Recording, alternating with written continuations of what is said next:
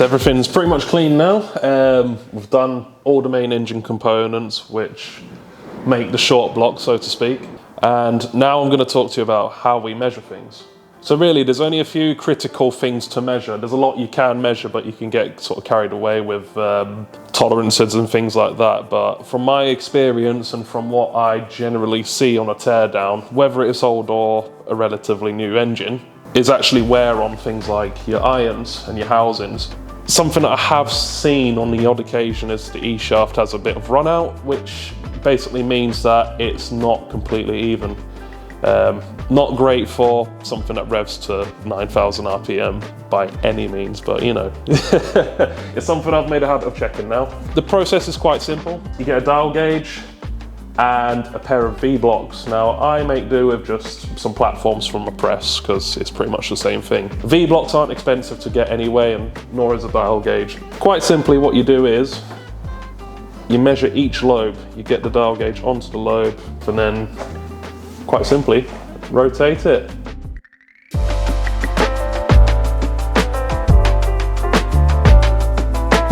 A good eccentric shaft should show little to no movement on the dial gauge, so as you can see, this one's pretty good.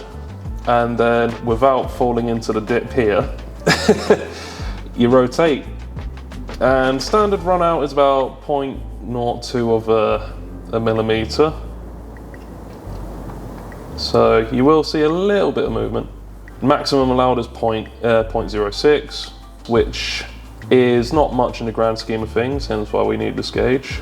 Going by this, I would say we're at 0.03 mil, which is perfectly acceptable. The E-shaft is relatively straight, which is what we like. Very good indeed. So the E-shaft, happy with. It meets the specification, so happy to reuse that. One of the next big things, irons. So with it being a Renesis and a side exit exhaust port, most of the heat is going to be directed to the sides on these, hence why the Renesis is the only rotary with quite a thick side seal. It's basically to put up with the heat as well as all the abuse it's going to get. More to the point, when it comes to measuring these, the process is the same for front and rear. So yeah, we'll use the center as a point of reference. It's quite simple really. There's two aspects to measure. Distortion, which you simply get a flat edge across various points of the iron, and you get a feeler gauge, which I'll demonstrate in a moment. The other thing to measure is step wear, which is something you tend to get in the compression area, simply because that's where most of the force is implemented from combustion. So the tolerance for distortion isn't very high, to be honest with you. So, as I mentioned before, get a straight edge and a feeler gauge. This is a 0.05 mil. The spec is 0.04, but there is nothing that small really. But provided it doesn't go under there, you're generally pretty good. So you measure it in 4 different places, left and right.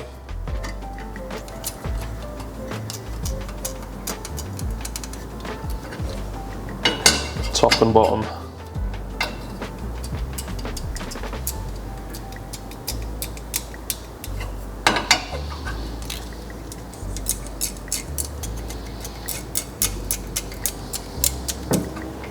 So that's okay. Next you want to get is your dial gauge. Now this one's quite crucial in my experience. So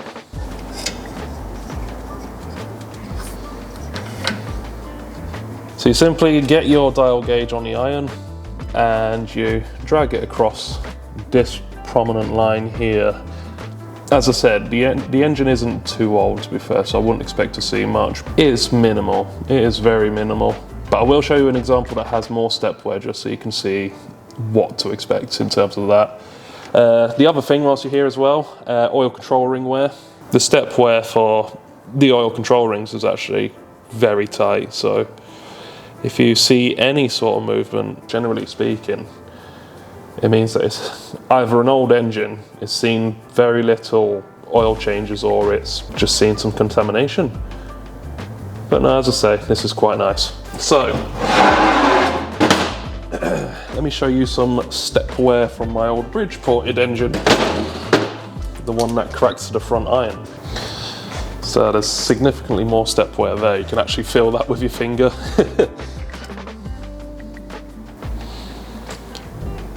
Significantly more step wear. And this is obviously wear from the corner seal and side seals more than anything, but the tolerance is quite high from Mazda in terms of that. I think it's like 0.08 mil or something along those lines. Next on the list is rotors, and to be completely honest with you, this is mostly visual. So general rule of thumb, if a seal or a bearing hasn't failed, the rotor's good to go. If a rotor bearing is spun, throw it away. It's not even worth the chance. Simply because it will have damaged the race in which the bearing sits. All the seal channels, provided all the relevant seals go in and don't stick when you press them right down, you're all right. Provided there's no chunks missing from the edges or the apex seal has excessive movement. There is a spec for it with, put the feeler gauge around it and make sure it's within tolerance and whatnot. But you're okay otherwise. You can, with rotors you can get away with quite a lot, I will say. And housings, as I mentioned earlier, there isn't a great deal with these, making sure, so you can measure for distortion, which involves getting a micrometer, a fairly large one at that, and just making sure all the measurements are well within tolerance and within fractions of millimeters between each other. But as I said, there isn't much to a housing, provided it's not overheated severely or had some chronic water seal failure, you're okay. The main focus for these is basically, one, making sure that the water seal channels aren't damaged in any way from handling or corrosion, that sort of stuff. And that the chrome coating is mostly intact. You can actually get housings resurfaced. It requires a special tool for it. It's not something I have. I usually outsource it.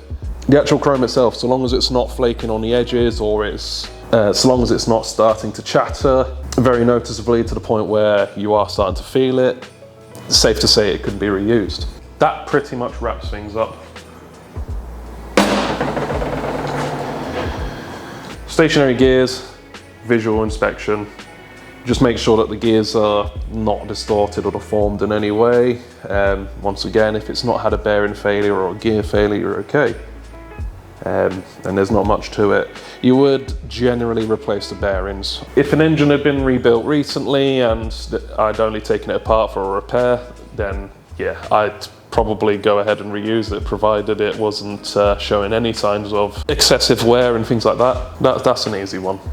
The front cover, they don't really wear, they just simply allow oil flow and things like that. So just give it a good clean and you're good to go. Now this engine's actually in for a Bridgeport. Bridgeports are generally done in conjunction with a street port, which, if I'm completely honest, I just use a racing beat template for, because it was the one that was most consistent in my days at Rotary Revs. Gave a good increase in terms of naturally aspirated power and things like that. It's a pretty safe one to go for. The Bridgeport, on the other hand, is always done by hand, just simply because I know what works and it's really easy to actually create the markings for the Bridgeport anyway, which I'll go through with you. So when it comes to porting, first thing you want to do is obviously mark up the area you're going to be porting. You can use whatever you want, engineer's blue, Sharpie, anything like that. Just something that you know you can scribe and you'll be able to see it basically. But for the Bridgeport, you want to be getting 2 dowels.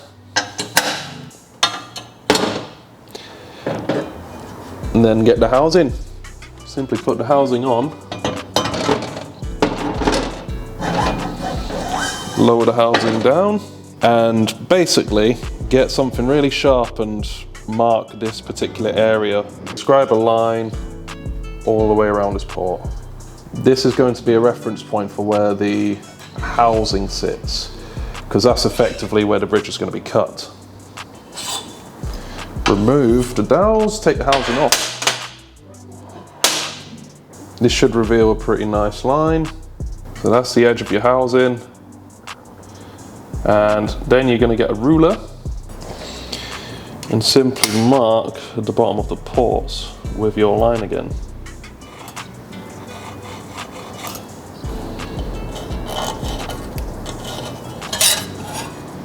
Probably quite hard to see, but they are there.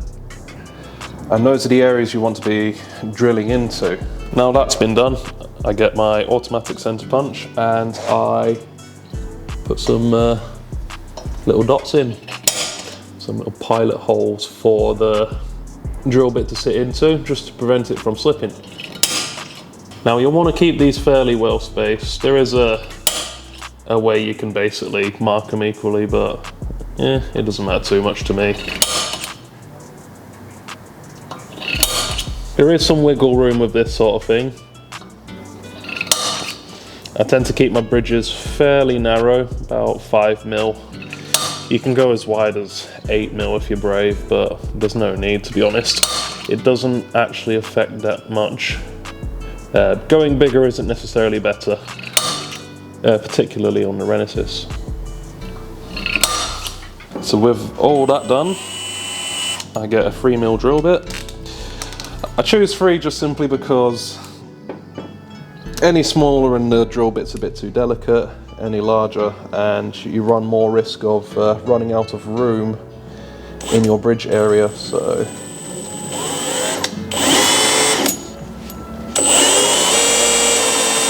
don't want to drill it too fast.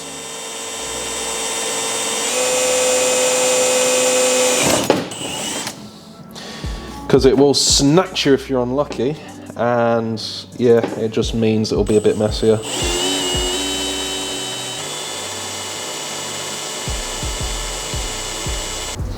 Drilling 101, the slower you go, the less heat that builds up in the drill bit, which means it will last longer and cut for longer as well, ultimately.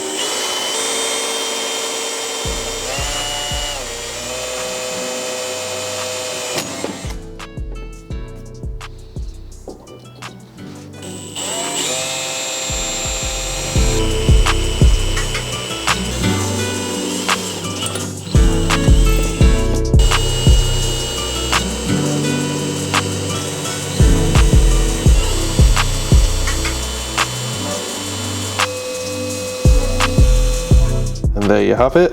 The holes have been drilled. The guide for the port has been made. Now all we have to do is get a Dremel and port accordingly. The process isn't all that complicated, but it does require a steady hand. And then once you've done that, it's pretty much all about shaping the port, which I will demonstrate.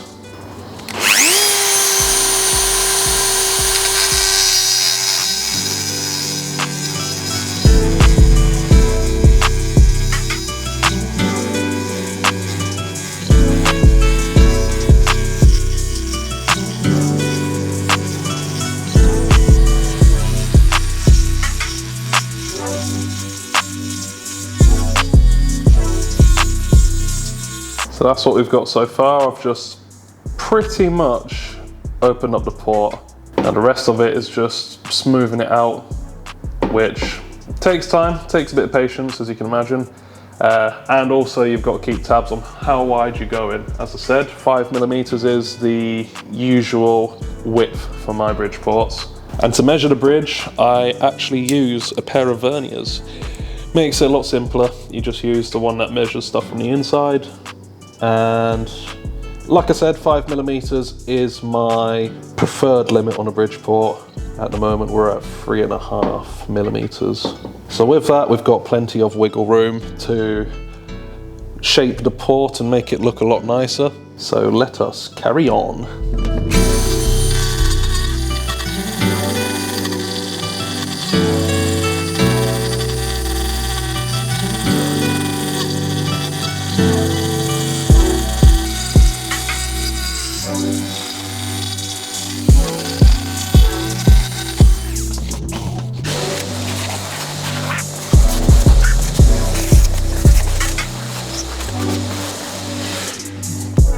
Shape is now forming. We are getting there.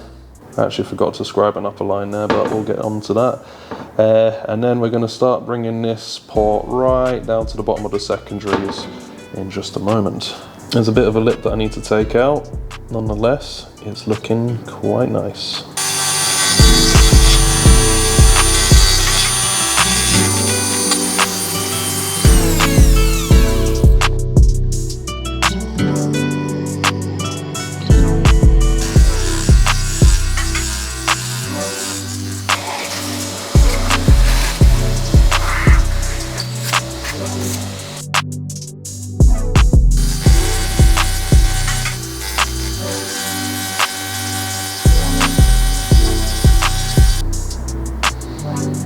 That's looking pretty close.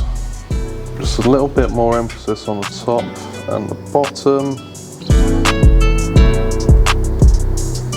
And we should be at our goal.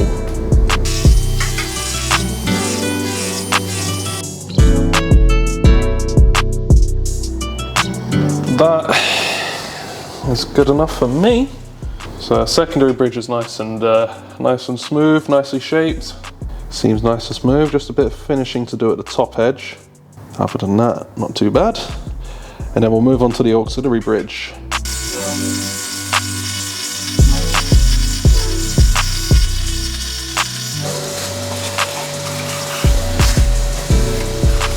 Now the auxiliary port bridge is actually a lot easier to cut, so you have to go pretty steady with this if you're unfamiliar with it. And the reason for it is just simply because you're only porting part of the thin plate, whereas on the secondaries you've actually got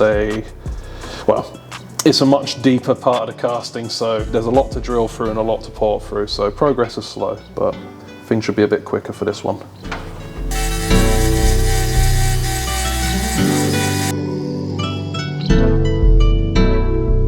Close.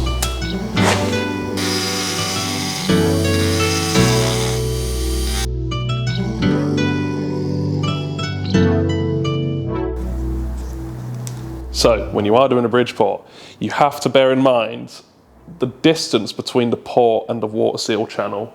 Now, if you're going as far as 5mm, it's not too bad, provided the center point of your port is provided the center line of the port is where your housing sits. So that means you've got about 3mm either side of the port. The further you go into the engine, the better, technically speaking. Well, it's a trade-off. The further you go in, if you're doing it on an RX-8, the less support you have for the apex seal. Hence the reason why nowadays I actually do bridge ports only when there's an REW seal. The only reason for that is they are taller seals, they have a bit more support as they go over the bridge. Okay, so if you remember correctly, that center line that we put the center punch against, that should ideally be the middle of your port, because that means you've got about 2.5mm either side if you're doing a 5mm bridge. Anything bigger, it runs the risk of less support as the apex seal goes over the bridge, more risk of basically stepping into the water jacket area, which isn't ideal. So for reference, imagine the edge of this housing is your center line that you mark on the iron. On the inside of it towards the water jacket, you've probably got about 3.5mm. I'm pretty sure the thinnest part is about 3mm, which would be about here somewhere. 3.5mm, there we go.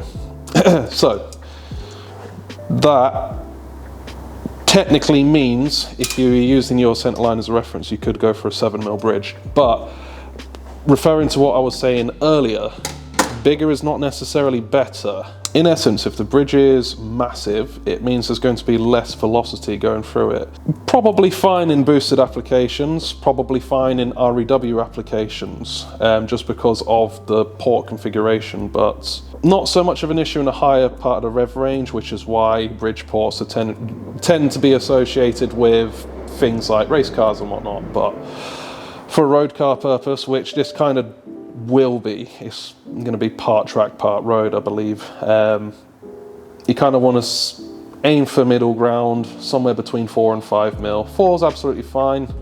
5, as I said, is a little bit more airflow at the expense of some velocity, but not much. It's quite a good size and quite a good shape, really. When you are cutting a bridge, if you can, drill at a very slight angle towards the runner of the port, if that makes sense. So that way, when the airflow comes in, it has a bit more of a ramp to get in. If it comes straight down, then it doesn't grab the air as much. There is a bit of a science to it, but essentially that's what you're aiming for. One other thing to note, which I'll probably do tomorrow just simply because it's quite late now. Yeah. When you do these ports, you also have to put a chamfer in the housing. By doing that, it's allowing for a true opening for the new bridge that you've cut. And to do that, once again, you put the dowels in the iron, you stick the housing on top after you've marked where the port is going to be, and then you just simply put a couple of scribes in just to reference it, get the verniers and then scribe along it. I'll be honest, I don't tend to go too big on this. It is honestly just about creating a relief cut for the port opening. I'll show you all this a little bit later. But for now, yes, I'm going to carry on porting the other irons, which, well, takes a bit of time and whatnot, but yeah. But what I've shown you is how I do a bridge port. It's not difficult, it's not rocket science. Anyone can do it, and as I said, you don't necessarily need a template unless you're trying to get a particular shape. But if I'm completely honest,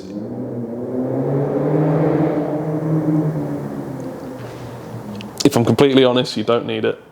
Experience dictates what kind of shape you want and how you cut it and things like that. So long as you follow those guidelines, you can cut whatever shape you want.